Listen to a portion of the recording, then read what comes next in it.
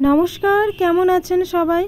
আমি সুপর্ণা আর আমার নতুন আরও একটি ভিডিওতে আপনাদের অনেক অনেক ওয়েলকাম জানাই।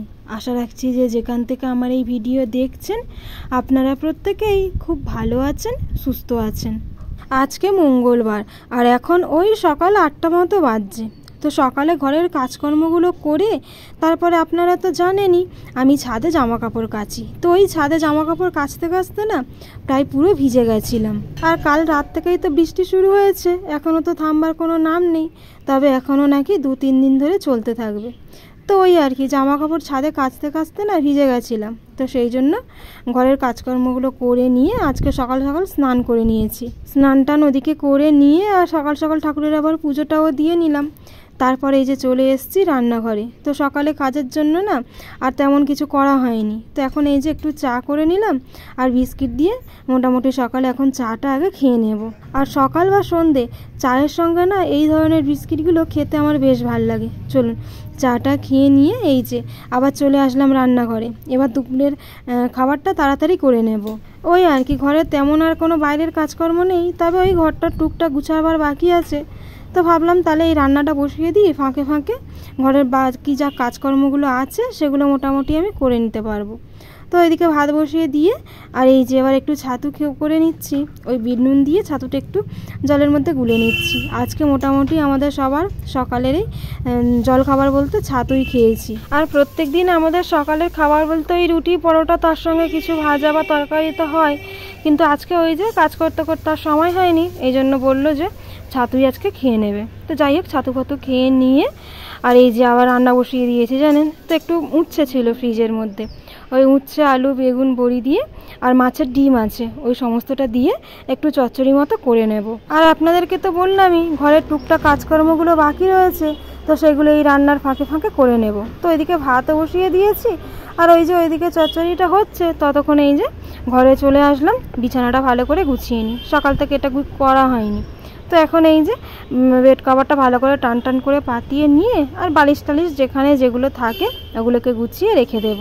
আর তারপরে এই যে টুকিটাকি যে সমস্ত ফার্নিচারগুলো এই ঘরে আছে হালকা হাতে একটু কাপড় দিয়ে মুছে নেব। আর এই কাজের ফাঁকে ফাঁকে না ওইদিকে তরকারিটা তো হচ্ছে, মাঝে মাঝে ওই গিয়ে গিয়ে কড়াটাকে নাড়িয়ে দিয়ে আসছি, তা নাহলে আবার তো সবজিগুলো কড়ার মধ্যে ধরে যাবে। সেই জন্যই আর কি। যাই হোক, বড় ঘরটা গুছানো হয়ে গেছে জানেন। এরপর এই যে চলে আসলাম ডাইনিং রুমে। এই সোফার মধ্যে কিছু জামা কাপড় আছে, এগুলোকে ভাঁজ করে রেখে দিয়ে তারপরে সোফার কভারটাকে একটু টান টান করে পাতিয়ে নিয়ে আর এই জায়গাটাও একটু পরিষ্কার করে নেব। আর বেলা না বেশ ভালোই হয়েছে জানেন, কিন্তু ওই যে বৃষ্টি হচ্ছে তো আর একদম মেঘলা ওয়েদার হয়ে আছে, সেই জন্য না কত বেলা হচ্ছে না হচ্ছে ততটা বোঝাও যাচ্ছে না।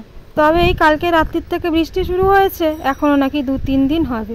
এই বৃষ্টি না ওই 1-2 দিনই ভাল লাগে, তার থেকে বেশি হলে আর যেন ওয়েদারটা একদমই ভাল লাগে না। তবে অতিরিক্ত গরম পড়েছিল, এই বৃষ্টি হয়ে একটু ওয়েদারটা নর্মাল হলো বলুন। কিছুদিন আগে পর্যন্ত তো আমাদের এখানে রাস্তাটা খুব খারাপ ছিল, সেই জন্য বৃষ্টি হলে চিন্তা হতো বাইরে যদি দরকার পড়ে তো এই রাস্তাঘাট কাদা হয়ে যাবে, তখন বৃষ্টির মধ্যে কি করে বাইরে বেরোবো। কিন্তু এখন আর সে সমস্যাটা নেই, রাস্তা ঠিক হয়ে গেছে। তবে ওই যে যতই যাই হোক বৃষ্টি ওই 1-2 দিনই ভাল লাগে, তার থেকে বেশি বৃষ্টি হলে আর যেন ভাল লাগে না। যাই হোক, ওইদিকে ডাইনিংয়ের সোফার জায়গাটা ভালো করে পরিষ্কার করে নিয়েছি আর এরপর এই যে চলে আসলাম। আর এদিকে এখন এই টিভি ক্যাবিনেটটার জায়গাটাও হালকা হাতে পরিষ্কার করে নেব। ব্যাস মোটামুটি ঘরটারগুলো পরিষ্কার করে ফেললাম। আর মোছা তো সেই সকালবেলায় হয়ে গেছে। তবে এবার না রান্নাঘরে যেতে হবে জানেন, তরকারিটা চাপিয়েছিলাম ওটা হয়ে গেছে, আর একটু নাড়াচাড়া করে নিয়ে নামিয়ে নেব।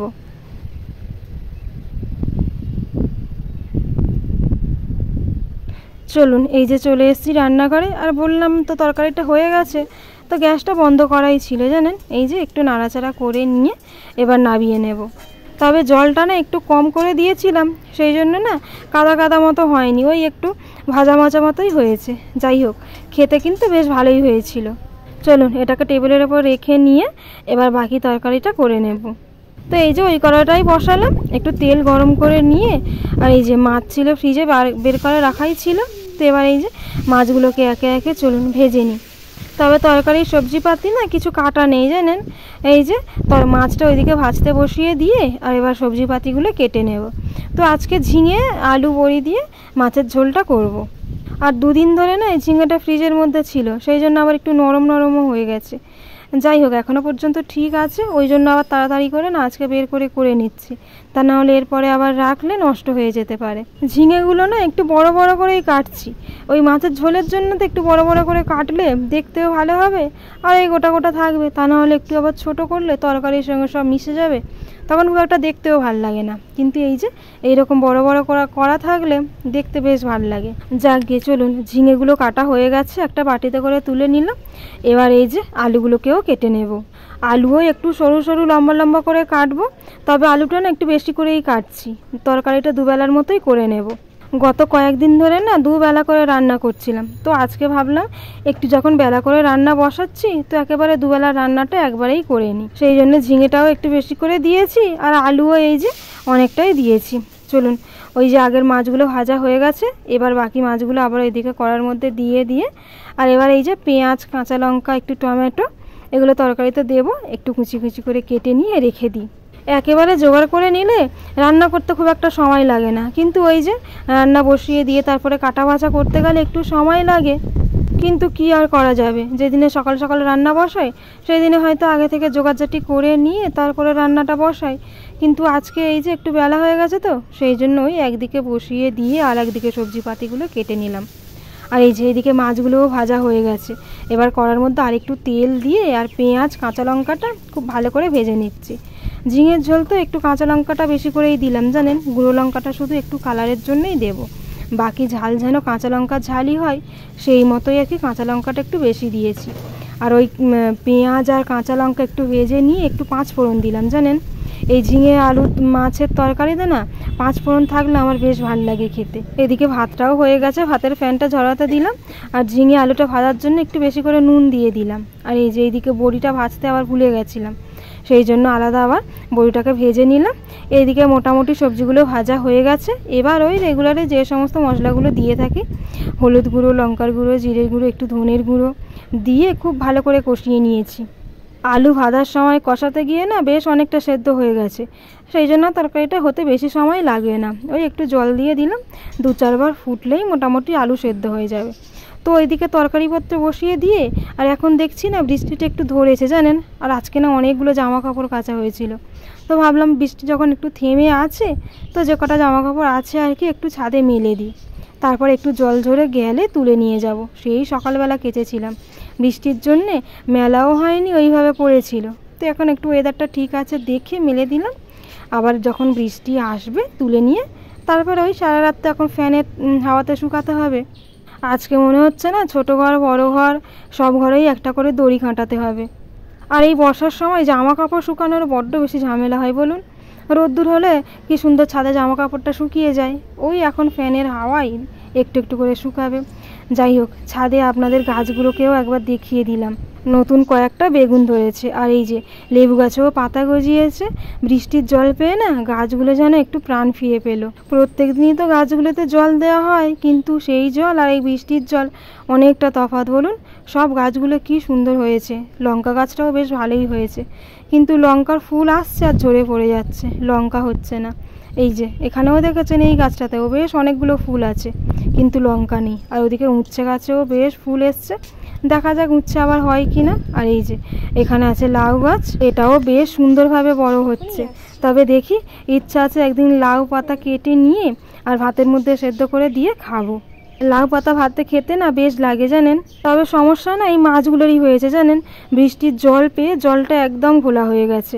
অতিরিক্ত এরপর যদি বৃষ্টি হয় হয়তো ওভার হয়ে মাছগুলো হয়তো মরেও যেতে পারে বা চলে যাবে। যাই হোক, এইদিকে চলে এসেছি নিচে, এসে ওইদিকে তো তরকারিটা হচ্ছে, ততক্ষণে না ওই 2-1টা যা বাসনপত্র জমেছিল বেসিনের মধ্যে, তো সেগুলো এখন একটু মেজে ধুয়ে পরিষ্কার করে নিচ্ছি। রান্নার মাঝে মাঝে না এই বাসনপত্র একটুখানি করে মাজা ধোয়া না করে নিলে রান্নার শেষে এক বেসিন একদম বাসনপত্র জমে থাকবে, তখন মাজতেও অসুবিধা, আর বেসিন ভর্তি ওই রকম বাসনপত্র দেখে মাজার আগে তো ভয়ই পেয়ে যাব। যাই হোক, এই যে এইদিকে তরকারিও হয়ে গেছে, বড়িগুলো দিয়ে দিলাম জানেন, এবার মাছগুলোও দিয়ে দিলাম, আর 1 পিস মাছ ওই যে ভাজা রেখে দিলাম, রিমিতে একটু মাছ ভাজাটা খেতে পছন্দ করে, তো এবেলা মাছ ভাজা খাবে আর ওবেলা ওই যে ঝোলের মাছই খেয়ে নেবে।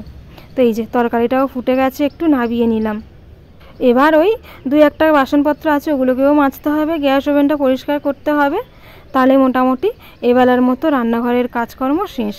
আর এই যে এবার একটু স্যালাড কেটে নিচ্ছি, ফ্রিজে একটু শসা ছিল ওটা কেটে নিলাম, আর ওই 3 জনের জন্য 3 টুকরো লেবু কেটে নিলাম। চলুন কাটাকুটি সব মোটামুটি শেষ, তবে সবাই বলছে আর একটু পরে খাবে, তো এই সুযোগে আমি ভাবলাম তাহলে বেসিনটা একেবারে পরিষ্কার করে নিই। ওইদিকে ওভেন টোভেন পরিষ্কার করা হয়ে গেছে, তো বেসিনটা ভেবেছিলাম ওদের খেতে দিয়ে পরে পরিষ্কার করব, কিন্তু খেতে চাইলে না বলে একেবারে ওইদিকে কাজটা করে নিলাম। যাই হোক, এরপর না আপনাদের সঙ্গে দেখা হচ্ছে অনেকক্ষণ পরে, সন্ধে হয়ে গেছে। আর আজকে যেহেতু সকালে রুটি করিনি, সেই জন্য সন্ধেবেলা খাওয়ার মতো কিছুই ছিল না, সেই জন্য এই যে সন্ধেটা দিয়ে এসে আর কয়েকটা লুচি ভেজে দিলাম। তবে আজকে না ময়দাটা মাখানো একদম ঠিকঠাক হয়নি, সেই জন্য লুচিগুলো কেমন ফেটে ফেটে গেছিলো সাইডটা। যাই হোক, এইদিকে লুচিও ভাজা হয়ে গেছে। তবে আজকে এবেলা আর লুচির সঙ্গে কিছু না, ওই চা দিয়েই গরম গরম লুচি মোটামুটি সবাই খেয়ে নেবে। চলুন, এদিকে লুচি হয়ে গেছে, এবার চাটা বসিয়ে দেব। আর এইভাবেই আজকে মোটামুটি সারাটা দিন আমার কাটলো। তো বন্ধুরা, আজকের ভিডিওটি কেমন লাগলো কমেন্টের মাধ্যমে অবশ্যই জানাবেন। যদি ভালো লেগে থাকে তাহলে একটা লাইক করবেন, আর আমার চ্যানেলে যদি নতুন হয়ে থাকেন তাহলে চ্যানেলটিকে সাবস্ক্রাইব করে পাশে থাকতে পারেন। আপনার এই এক একটা লাইক, এক একটা কমেন্ট আমাকে পরের ভিডিও বানাতে অনেকটা মোটিভেট করে। আর এদিকে দেখুন সারাটা দিন চলে গেল, আজকে চুল আঁচড়াবার সময় পাইনি, সেই জন্য এখন একটু ভালো করে চুলটা আঁচড়ে নিয়ে আর বন্ধুরা আজকের ভিডিওটি এখানেই শেষ করছি। আপনাদের সঙ্গে দেখা হবে আবার খুব তাড়াতাড়ি পরবর্তী কোনো ভিডিওতে। ততক্ষণ পর্যন্ত আপনারা ভালো থাকবেন, সুস্থ থাকবেন আর সাবধানে থাকবেন। দেখা হচ্ছে পরবর্তী ভিডিওতে, ততক্ষণের জন্য টাটা।